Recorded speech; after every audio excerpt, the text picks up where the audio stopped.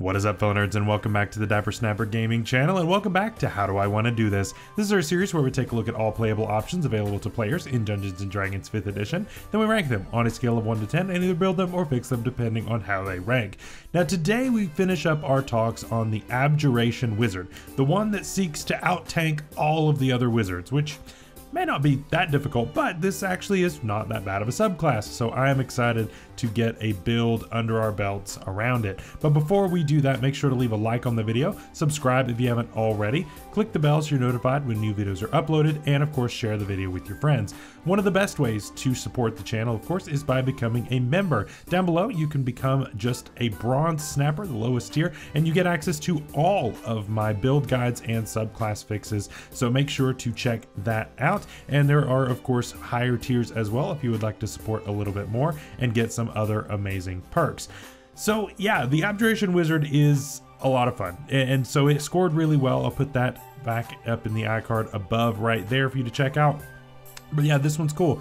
Is it the most broken thing out there? No. Is it the best one out there? No. But it's still a very solid kit all around. It might be a little bit boring in what it actually is, but I do think that the kit offers enough to where I'm really interested in it, and I think that everybody should at least give it a go. And we're going to do exactly that after a word from our sponsor. If you are looking for a great gift this upcoming Christmas season, then the Wandering Tavern by Homie and the Dude is the perfect one for the TTRPG lover. This system-agnostic setting features 15 floors and 23 unique locations for you to explore on a massive airship. Interact with the various factions to learn all of the mysteries held within this vessel. Learn recipes for unique benefits and even compete in a bake-off. If you like the work of Studio Ghibli, then this is absolutely the one for you. Learn more with the link below and use code DAPPER10 to receive 10% off at checkout. And of course, by doing so, you will be supporting my channel. Thank you again to Homie and the Dude for supporting the channel, and let's get back to the video. As always, here are the rules for this series. If your table does something a little bit differently, you may have to adjust, whether that's stats, whether that's equipment, whatever it happens to be, but you may just need to make some small adjustments. Starting off, of course, we have our race, and I'm going with one I haven't done in quite a while, actually. This is more of a niche race, I guess, at least in how I choose to use it, but we're going with the Earth Genasi. Now, a lot of people will recommend some different races when it comes to the Abjuration Wizard, and we'll talk about other recommendations of mine and the honorable mentions at the end, so make sure to check that out. But the Earth Genasi is really, really cool, right? We get Dark Vision, of course, we get Earth Walk, of course, to ignore the difficult terrain, but really what I'm here for is the Merge with Stone, and more specifically, the bonus action Blade Ward. That's really cool, right? We don't have a ton of uses for our bonus action as a wizard outside of things like Misty Step and your other bonus action type of spells. And so being able to do this a few times per day just to make sure that you can be that much more tanky is huge, right? It also means that our Arcane Ward is going to be that much more useful as well because we're having the damage coming in. So overall, I think this is absolutely fantastic. And on top of that, we also get our Pass Without Trace, which is also amazing once we get to level 5, which is another amazing abjuration spell. And I love being able to have all of those things in this kit. Really, really fun. For our stats, of course, modified standard array like what you saw at the beginning. We're going to put our top stat into our intelligence. Second highest stat is going to go in constitution. Third into dexterity. After that, it's really personal preference, but typically I would go with wisdom next, just because wisdom saving throws are a thing that come up more often than some others. And then strength and charisma we're really not using on this build for pretty much anything. Then we've got for our bonuses from our race, we of course can take 3+1s, and that's exactly what I'm going to do. We're going to put 3+1s into each of those odd stats at the top and make everything even. So that looks really good there. For equipment, we really don't need anything. We just need the arcane focus, and then we can really move on. We're not going to be using armor. We're not going to be using any fancy equipment. That's about it, and we'll go from there. So at level 1, we go ahead and start taking some levels. Now, I am doing something that I hardly ever do on the channel, but I feel like I'm going to be doing it quite a bit here in the wizard section. We're taking 20 levels of wizard. There's no multi-classing in this build at all. I just don't think it's worth it, especially with how our ward scales and with how our spell slots scale and with how much more potent the spell mastery feature at level 18 is with this subclass. I don't want to miss out on any of it. So we're going straight 20 levels of wizards. So buckle in, hang on, here we go. At Wizard 1, we are going to get our spellcasting and arcane recovery. This is the same as any other wizard is going to get here, so we get some awesome spells, and of course we can get some of our spell slots back whenever we rest, which is a fantastic thing. For our cantrips here, I'm going to make sure I take something that does some damage. Firebolt, of course, is a good one. Toll the Dead is another option. I typically think Firebolt is a little bit more reliable, but that's just me. And then, of course, grab some utility stuff, Mage Hand, Message, that kind of thing. Make sure to have those in the back pocket. For first level spells, I think this is where you could go a bunch of different directions. So for me, I'm going to make sure that I actually pack the Alarm spell, which I know is one that I normally would never recommend. But number one, it is an abjuration spell, which is a big deal, right? It's also a ritual spell, which is really cool. What that means is we can use this to get our ward up at the beginning of the day if we want to, and just cast it as a ritual. We don't even have to prepare it because we're a wizard. So that's something you could have. Just keep that in the book. Don't prep it, but just cast it as a ritual, and that'd be a way to get the ward up here at next level. Of course, shield is going to be one you're never going to leave home without, just because that's one, an abjuration spell, but two, we're a squishy wizard and we want to be able to protect ourselves as best we can. Silvery Barbs, of course, is another one that I would never leave at home. Identify is a great one to have in the back pocket. Again, you're a wizard, so you can just have it in your book. Don't bother preparing it, and then you can find out whatever the heck this random thing is. And finally, Absorb Elements, another abjuration spell just to keep you safe in those weird times. So then we move on to Wizard 2. At Wizard 2, we're going to get our Abjuration Savant and our Arcane Ward, like what I just said. Abjuration Savant, of course, like we talked about earlier this week, gives us half off on our copying of abjuration spells into our book, which is cool. And then Arcane Ward gives us that basically extra HP of a buffer zone, which is really good considering how squishy we are. We do have to activate it by casting a spell that is an abjuration spell that is leveled. So of course we're not going to get it by casting a cantrip, that is that, but still not that bad. And like I said, it scales pretty well on top of everything. So we're going to be making sure that we are speed running through all of these wizard levels to make sure that this is as effective as possible. At Wizard 3, we get our cantrip formulas, of course. If you want to switch anything out, you can, but mostly this is a skip over kind of feature, but we do get second level spells here as well. I would take things like Blur and Mirror Image. You could take either one of those, honestly, but those are going to be nice defensive options in order to keep you alive. And then Misty Step is really great, of course, to be able to get out of a nasty situation if you put yourself in one. Now at level 4, this is a really fun one, and I think this is a really cool direction to take this. Now, you can do this one of two ways, and I think that there are two completely different schools of thought on this, but I'll talk about the other way in our honorable mentions when we get there. But at least for me, I'm going to take a feat here, and that is going to be Eldritch Adept in order to grab Armor of Shadows. Armor of Shadows allows us to cast Mage Armor as much as we want, at will, no spell slot, whatever we want to do. That's huge because that is an abjuration spell, which means that we can activate our ward using this feature. That's a big deal, right? We're also increasing our AC, which is great because we have no armor currently. So yeah, this invocation is super helpful for multiple reasons, and I think that's absolutely fantastic. So definitely take this. Again, like I said, there's another way you could do this and gain access to this feature, but we'll talk about that a little bit later. At Wizard 5, we get no features, but we do get third level spells. And of course, Counterspell and Dispel Magic have got to be on our list as a top priority, given what we're getting just a little bit later. Another spell I would consider is probably Haste in order to buff up your friends. If you're able to tank those hits and of course shrug off any damage, make sure that you can pass all of those concentration checks, then Haste is going to be a great option for you.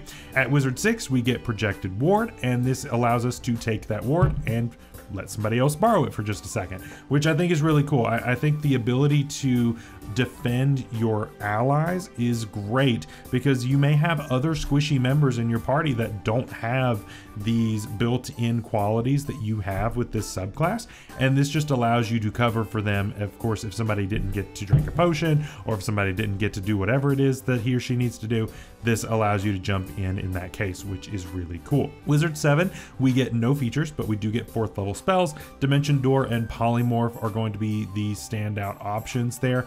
You don't have to take Abjuration spells at every level necessarily. Really, you're here to just make sure you have some spammable ones. And of course, Shield and now Mage Armor are going to fill that gap pretty effectively. So make sure that you're taking stuff that gives you the maximum value out of it.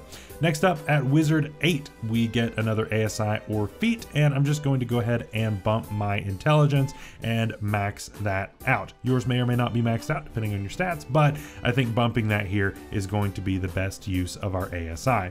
Then at Wizard 9, no features, but we do get 5th level spells. Hold Monster, Dominate Person, of course, being some standout options. And if you want another Abjuration spell, Planar Binding isn't the worst, given what you probably are beginning to run into here.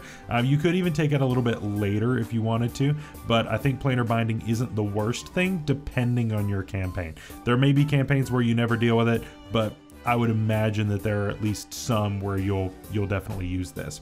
At Warlock 10, you get Improved Abjuration, which is fantastic. This, of course, is what makes our counter spells incredibly good. It's what makes our Dispel Magics incredibly good, and I think that's great. I had somebody comment on my video earlier this week saying, man, it's funny if you can cast Dispel Magic on somebody using the Fly spell.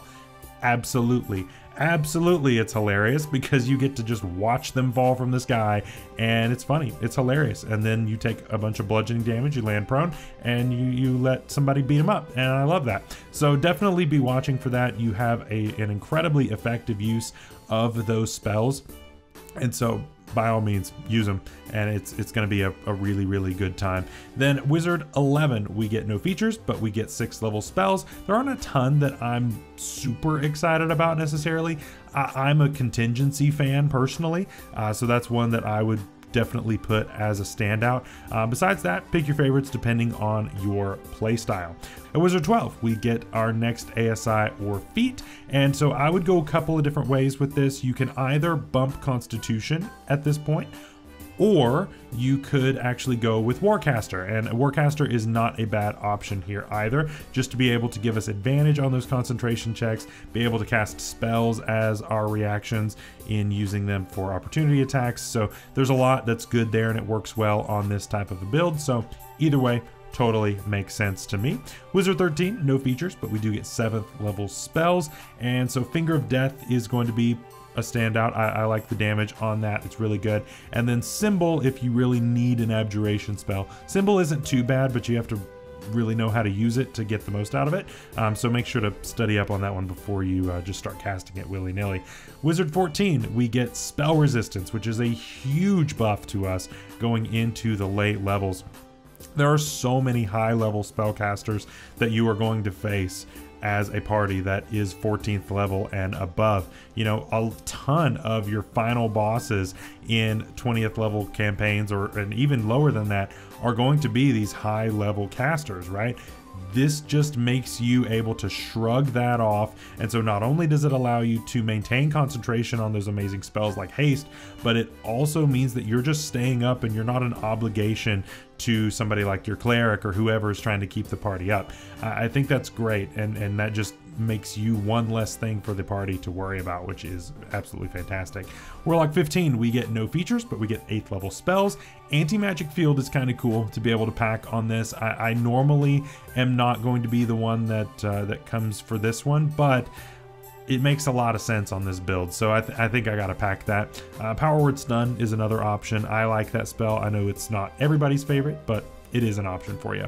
Wizard 16, I would take either the +2 in Constitution or possibly even take the Tough Feat. I don't mind the Tough Feat all that much just because that's going to buff up our HP quite a bit at this level, and we can always use that, right? It essentially bumps us up by 2 hit dice, essentially, which makes us in line with like a fighter, which is not bad at all. So definitely consider that one if you don't bump Constitution. Then Wizard 17, no features, but we do get 9th level spells. Of course, the standouts are Wish, Mass Polymorph, and Power Word Kill, but you can of course take whichever one you want. You really can't go wrong with the 9th level wizard spells. And then Wizard 18, we get Spell Mastery. Now, normally this is something I would be like, whatever, right? However, that is not the case with the Abjuration Wizard, because Shield is amazing here. Being able to cast that at will is great, because not only does it allow us to activate our ward, but it allows us to stay safe. And this is what we're going to be using our reaction for most of the time if something is coming in with an attack roll. That's really good. That's really, really, really good. As for our 2nd level spell, there's not a ton here. Misty Step comes to mind as far as a standout option, but you could also go with one of the more defensive features with something like Blur Mirror Image. Either one of those are fine to be able to keep you up and alive. Personally, I would go with Misty Step just because it's a bonus action, so it mixes things up, which is really good. So you could then Misty Step and Firebolt every turn if you wanted to, which could be really good, right? That's pretty spammable, and I like that a lot. Then Wizard 19 is going to be our last ASI or feat. Basically, whatever you haven't taken in those past few levels is what I would take. So if you haven't taken a bonus to your Constitution, take that. If you haven't taken the Tough Feat, take that. If you haven't taken Warcaster, take that. Whatever is still on the table, grab that, and I think that you will be happy with that. And then finally, we've got our signature spells, which is cool. To me, it's Counterspell, Dispel Magic, right? Those are what I'm taking, right? And be able to cast those once a day for free, right? I don't know why I would choose anything else. Those are just the standout options, and those are the signature spells of the Abjuration Wizard as far as I'm concerned. So to me, that choice is just way too easy. So what do you think of our build for today? I personally really like this, and I think this would be an incredibly fun character to play, so I hope you all think so as well. Let me know down in the comments. For our honorable mentions, though, we've got a few that I wanted to go over with you. And so for our other race options, if you look online, the most popular option is the Mountain Dwarf. And this, of course, would be an amazing option in order to make sure we have some kind of armor proficiency. Now, here's the thing. With this build that I've gone with today, it actually would not work because you can't be wearing armor and do mage armor at the same time. So I can't do both. But if you wanted to forego the mage armor strategy, by all means, Mountain Dwarf is here, and so you can have some medium armor and still be going to town like this, which is still really good, right? And you can just use shield as your activating factor, and I think you'll be just fine there. Another option I would consider is the Eladrin. Eladrin again gives you that mobility of teleportation, and that's a big deal when you're trying to be a wizard. You know, even if you have all of these nice defensive features, you still don't necessarily want to be up in melee with a bunch of people, and so being able to get out of there pretty easily is nice. And of course, depending on what season you're in, you can maybe take somebody with you, deal some damage, whatever it happens to be, depending on what type of Eladrin you are at the time. For other feat options, I would consider either the lightly armored or moderately armored feats here. Those, of course, giving us some kind of armor proficiency or improved armor proficiency. Either way is totally fine, and I think that's great, honestly. You could even take the one that gives you the heavy armor proficiency if you were the Mountain Dwarf, which is good because you're going to get that medium armor proficiency on your racial basis, which is not too bad there.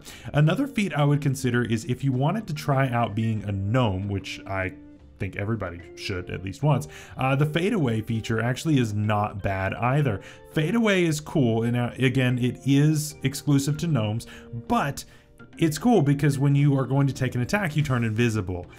that's a big deal because, again, you need to be able to reposition and get where you need to go and then continue supporting your allies, dealing damage, whatever it happens to be, from a more tanky perspective. And this can help you to kind of get out of jail free, which is really good. So for other options for our multi-classing, Fighter, of course, comes to mind first, and the Eldritch Knight is kind of at the top of my list here. If you wanted to go with more of a Gish option, I think that this makes a lot of sense. They both use intelligence. The Fighter, of course, gives us a little bit more bulk. It gives us access to armor proficiency. It gives us a lot of really good stuff. So honestly, with our ward, plus the abilities that the Eldritch Knight gets, I'll put that up in the icon above if you haven't checked that one out before. There's a lot to like here, and I think that you can have a lot of fun with that. Another great option that we've talked about before is the Arcane Trickster Rogue. This also makes a lot of sense. Now, the elephant in the room here is that you're not getting any kind of new spells because everything goes off of the wizard list. However, the wizard list is so vast and amazing, it doesn't even matter because you get so many amazing options. I don't see why I would think about going any other way anyway, and it's great. So again, we're focusing on intelligence, but you also get things like the Cunning Action, which gives you some more mobility. You can disengage, you can dash, whatever it is, as a bonus action, and I think that adds a lot of value as well. And finally, Warlock. I think Warlock makes a lot of sense here, again, taking 2 levels and getting 2 invocations instead of 1. It really depends on what you value in your levels. Because to me, if you are going to do any multi-classing on this build, I would not recommend going any more than 2 levels. Because signature spells is so good, I don't think it's worth it to ever take more than 2 levels of anything on this type of subclass. I just think it's too good. It's too good. So yeah, I think Warlock is not bad because then you could take Eldritch Mind as well. And then I think that's nice. That saves you from having to go 4 levels and trying to get an ASI in order to get the Warcaster if you're not wanting to go the Warcaster route. So there are some definite benefits, but for me, I think it's better to just grab the 1 through a feat and then just take Warcaster instead at some point. But that is our build for today. I hope you all enjoyed. Next week, we are moving on to the Blade Singer, which I know is a lot of people's favorites, but we'll have to see if it's any good. And then the next week, doing the Blood Wizard. I think people are going to be very interested in that. Not everybody's read up on the Blood Wizard, and so I'm excited to be talking about that. But until next time, stay safe out there, stay healthy. We'll see you later. Bye-bye.